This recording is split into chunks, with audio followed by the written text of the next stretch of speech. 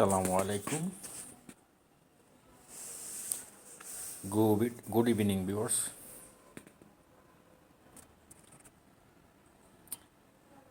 যারা দেখছেন সবাইকে আন্তরিক ধন্যবাদ। আমার এই চ্যানেলটি অত্যন্ত নতুন, কাজেই প্রথমেই সাবস্ক্রাইব করার অনুরোধ করব এবং আমি আমার ক্ষুদ্র অভিজ্ঞতা থেকে এবং পলিটিক্যাল স্টাডিগুলো থেকে বাংলাদেশ এবং আন্তর্জাতিক বিভিন্ন বিষয় নিয়ে আশা করছি ইনশাল্লাহ আমার একটা মতামত আপনাদের মাধ্যমে এই প্ল্যাটফর্মে শেয়ার করব। আপনারা জানেন যে গত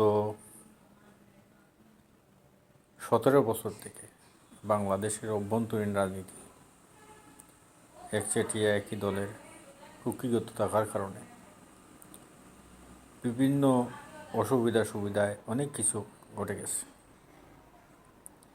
বিশেষ করে গণতান্ত্রিক পরিবেশ বিদ্যমান ছিল না এবং এটা ডিক্টেটরশিপ থাকার কারণে অনেকাংশেই জনগণ এবং নির্দিষ্ট শ্রেণী পেশার মানুষ নির্যাতিত নিষ্পেষিত হয়েছেন।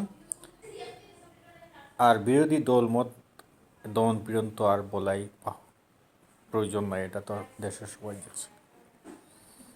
তথাপি একটা গণ অভ্যুত্থানের মাধ্যমে এটা পিপলস রিভলিউশনের মাধ্যমে বাংলাদেশের একটা বিরাট রাজনৈতিক পটভূমি পরিবর্তন হয়েছে এবং একটা বিপ্লবিক সরকার গঠন করা হয়েছে বিভিন্ন শ্রেণী পেশা সুধী সমাজকে। কিন্তু এই সরকার যে খুব একটা স্বস্তিদায়ক পরিবেশে আছে সেটা আপনারা সবাই জানি। দেশীয় ও আন্তর্জাতিক ষড়যন্ত্র চক্রান্ত অব্যাহতভাবে চলছে। তার উপর নতুন করে যে সমস্যাটা আমার কাছে মনে হচ্ছে যে এটাই আমাদের জন্য একটা বিরাট সমস্যা হয়ে দাঁড়াবে। বিশেষ করে রাজনৈতিক দলগুলোর মধ্যে একটা মতপার্থক্য নির্বাচন নিয়ে এবং ক্ষমতা লঙ্ঘার বিষয়ে। আমি গত 2-1 দিন থেকে কিছু সমন্বয়ক ভাইয়ের বক্তব্য শুনতেছি। ওনারা বিভিন্ন যারা আওয়ামী লীগ ব্যতীত আরও বাংলাদেশে বিশেষ করে বিএনপি 16-17 বছর থেকে একটা নির্যাতিত দল, তাদেরকে বিভিন্নভাবে অভিযুক্ত করতেছেন যে ক্ষমতায় গেলে এরা বিচার করবে না, এই করবে না, সেই করবে না। আবার বিএনপি নির্বাচন চাইতেছে বা পাশাপাশি অন্যতম চাইছে এবং অভ্যন্তরীণ বিভিন্ন বিষয়ে আসলে দেখা গেছে যে জামাতে ইসলাম ছাত্র শিবিরের নাম বিভিন্নভাবে চলে আসতেছে। যে বিশেষ করে ওই কোনো যে সাংবাদিক মুক্তিযোদ্ধা ওনার ব্যাপারে যে একটা অঘটন ঘটে গেল, এই বিষয় নিয়ে একটা বিতর্ক আছে। তো প্রথমে মুক্তিযোদ্ধা হিসাবে নিজেই আমি বলেছিলাম, পরবর্তীতে জানলাম যে উনি ক্ষমতা থাকাকালীন অবস্থায় এলাকায় এত বেশি দুঃশাসন করেছেন মানুষকে, সেটাও কিন্তু একটা লক্ষণীয় বিষয়। যে শুধুমাত্র আমার একটা ভালো ত্যাগ বা সনদ থাকলো আর পরবর্তীতে আমি সব অপরাধ করলাম, আমার কোনো বিচার হবে না, এটা তো হতে পারে না। আমার আমার কাজের মূল্যায়ন স্বীকৃতি যেমন মুক্তিযোদ্ধা হিসেবে পাওয়া উচিত, তেমনি আমার যে অপকর্মগুলা বা যে নির্যাতনগুলো করছি আমি এলাকায়, আমার এটারও বিচার পাওয়া দরকার। তাছাড়া আজকে দেখলাম যে ইন্ডিয়া আজকে তারা একটা নতুন মিসাইল পরীক্ষা করার উদ্যোগ নিয়েছে আমাদের দক্ষিণ বে অফ বেঙ্গল উপসাগরের কাছাকাছি। এটাও কিন্তু একটা আন্তর্জাতিক, বিশেষ করে আমাদের দক্ষিণ এশিয়ায় এটা সামরিক এবং পলিটিক্যাল এটা উত্তেজনা সৃষ্টি হতে পারে বলে আমি মনে করি।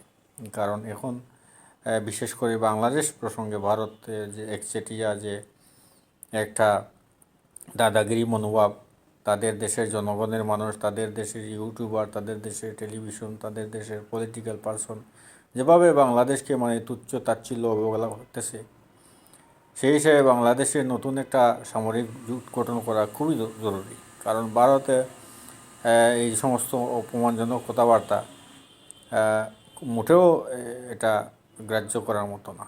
আমরা এই 53-54 বছর আমরা তো ভারতের বিরুদ্ধে কিছু করিনি, বরংস বন্ধু বন্ধু বলছি, আমাদেরকে ওরা নানাভাবে আমাদেরকে কুক্ষিগত করা, বরংস আমাদের দেশীয় আমাদের আমাদের দেশের অভ্যন্তরীণ বিষয়ে ওরা নাক গলাচ্ছে খুবই বেশি এবং ষড়যন্ত্র করতেছে স্পষ্টভাবে। এদিকে পাকিস্তানের প্রধানমন্ত্রী বাংলাদেশে প্রধানমন্ত্রী না পররাষ্ট্রমন্ত্রী আসার একটা সম্ভাবনা সৃষ্টি হয়েছে এবং এটাকে নিয়ে আরও বেশি ভারতের মাথা ব্যথার কারণ হবে বা তারা বেশি উদ্বিগ্ন, এটা আমরা বুঝতে পারতেছি। আমাদের উপায় নাই, এগুলো আমাদের করতে হবে। কে আমাদের কী করবে না করবে, কে আমাদেরকে পছন্দ করবে না করবে, এগুলো দেখলাম। ভারত আমাদের কাছে বন্ধুত্বের পরিচয় দিতে পারেনি, ভারত আমাদের দেশে বন্ধুত্বের পরিচয় দিতে পারেনি। কাজে আমাদেরকে এখন সামরিক শক্তি এবং আমার আন্তর্জাতিক বন্ধু দরকার, সামরিক বন্ধু দরকার, পাকিস্তানকে দরকার, চীনকে দরকার, আমেরিকার দরকার, পশ্চিমা বিশ্ব দরকার, ভারত ব্যতীত আর ইসরায়েল ব্যতীত আমার সবাই দরকার। এটা স্পষ্ট কথা, এটার মধ্যে কোনো দ্বিমত নাই। আমরা অনেক দিন থেকে এইগুলা অবজারভেশন করছি, দেখছি আমরা যে এইগুলা আপনাদেরকে দুধ কলা দিয়ে সাপ পুষার মতো অবস্থা, ভারতের যে অবস্থা। কাজেই এখন যুদ্ধ হইলেও কিছু করার নেই, আমাদেরকে প্রস্তুতি নিতে হবে সবাইকে মিলে। এবং না হইলেও মানে আপনার কলোনি রাষ্ট্র হিসেবে আমরা বাংলাদেশকে দেখতে চাই না, এতে যে যা কিছু আবার হবে। যাই হোক, আজকে এই পর্যন্তই পরীক্ষামূলকভাবে আজকে এই এপিসোডটা করা। আগামীতে ইনশাল্লাহ বিশেষভাবে সুন্দরভাবে সাবলীনভাবে সব কিছু নিয়ে আরও অনেক তথ্য সমৃদ্ধ আলোচনা আছে করবো ইনশাল্লাহ। আসসালামু আলাইকুম, সবাই ভালো থাকবেন।